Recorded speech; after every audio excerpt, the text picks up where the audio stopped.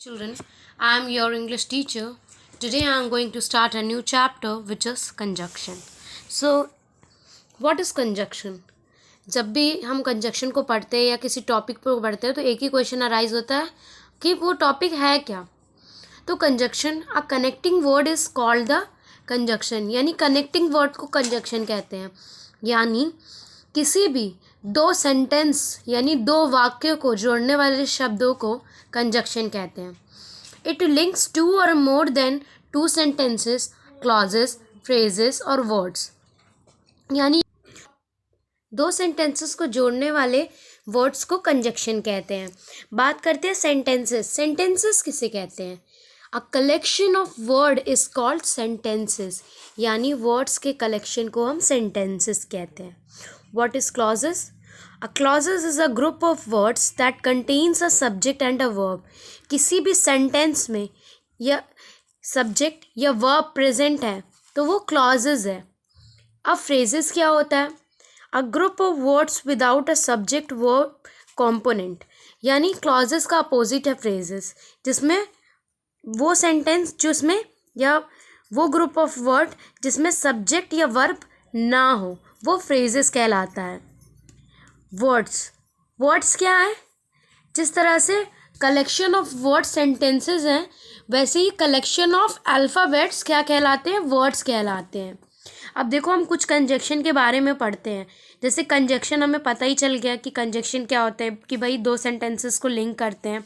उसी तरह से ये सारे कंजक्शन वाले वर्ड्स हैं जो दो सेंटेंसेस को लिंक करते हैं। ठीक है, एंड हो गया, बट हो गया, सो हो गया, बिकॉज हो गया, ये सब ऐसे वर्ड्स हैं जो दो सेंटेंसेस को जोड़ने में काम करते हैं। ठीक है ना?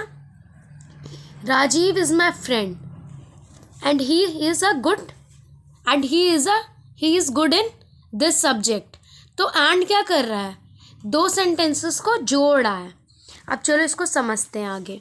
Lavish plays tennis, Rini plays tennis. We can write the sentence as.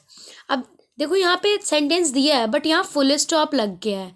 But full stop क्या कर रहा है? इस दोनों सेंटेंस को सेपरेट कर रहा है। अब हमें क्या करना है? दोनों सेंटेंसेस को जोड़ना है, लिंक करना है। तो हम क्या करेंगे? यहाँ पर हम कंजक्शन का यूज़ करेंगे, यानी एंड का यूज़ करेंगे, जिससे ये दोनों ही सेंटेंसेस लिंक्ड यानी कनेक्ट यानी जुड़ जाएंगे। जैसे Lavish and Rini play tennis, तो क्या हो रहा है कि दो सेंटेंसेस आपस में कनेक्ट हो जा रहे हैं। Here we have used the conjunction and because both of them are doing the same thing। हम and का यूज़ कब कर रहे हैं? अब हमें पता है कि रिनी और लाविश दोनों ही बैडमिंटन खेलते हैं, तो हम and का यूज़ करके क्या कर रहे हैं? दोनों सेंटेंसेस को लिंक कर दे रहे हैं। Now look at these sentences। Sunidhi is skating, शेलिना is skipping। ठीक है, अब यहाँ क्या हो रहा है? सुनिधि और सेलिना दोनों ही अलग अलग काम कर रहे हैं। सुनिधि स्केटिंग कर रही है तो सेलिना स्किपिंग कर रही है, तो यहाँ एंड का यूज़ नहीं होगा। हम यहाँ किस कंजक्शन का यूज़ करेंगे? बट का यूज़ करेंगे, बिकॉज दोनों ही पर्सन अलग अलग काम कर रहे हैं। Sunidhi skating but Selina is skipping. So जब कोई डिफरेंट एक्टिविटीज़ हो रही हो तब वहाँ बट का इस्तेमाल करेंगे। सो ये हमें क्लियर हो गया होगा कि अगर कोई दो अलग पर्सन एक काम कर रहे हैं तो उसको हम एंड से लिंक कर सकते हैं, एंड यूज़ करके उस दो सेंटेंसेस को जोड़ सकते हैं। बट अगर कोई दो पर्सन अलग अलग काम कर रहे हैं तो उस सेंटेंसेस को हम बट के द्वारा जोड़ सकते हैं। सो ये चीज़ हमें यहाँ पता चल गई। अब हम बात करते हैं कुछ कंजक्शंस के वर्ड्स के बारे में। कुछ वर्ड्स ऐसे हैं जो लिंक करने में हेल्प करते हैं, जैसे ऑल्दो हो गया, बिकॉज हो गया, इफ़ हो गया, सिंस हो गया, दो हो गया, अनलेस हो गया, व्हेन हो गया, वेयर हो गया, however, therefore, whenever, while. Come to the next one. Sometime conjunction are used in pairs like the other ones given below.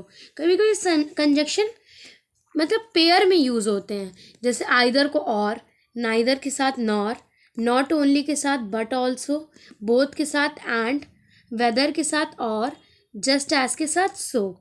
मतलब कभी कभी हम क्या करते हैं कि जनरली हम डे टू डे क्या यूज़ करते हैं, बट और एंड का यूज़ करते हैं, बट कभी कभी हम क्या होता है कि हम दो कंजक्शन के पेयर को एक ही सेंटेंस को जोड़ने के लिए यूज़ करते हैं। ठीक है बच्चों, तो आपने कंजक्शन को अच्छे से समझ लिया। तो ये जो चैप्टर है वो मैं यहीं फिनिश करती हूँ चिल्ड्रन। बात करते हैं चैप्टर की एक्सरसाइजेस की। इसकी पीडीएफ आपको मिल जाएगी। सो मुझे लगा होगा कि आपने ये बहुत ज़्यादा ध्यान से सुना है। इफ़ नहीं सुना तो you can listen it. Okay, so thank you children, so to listening it carefully. Have a good day.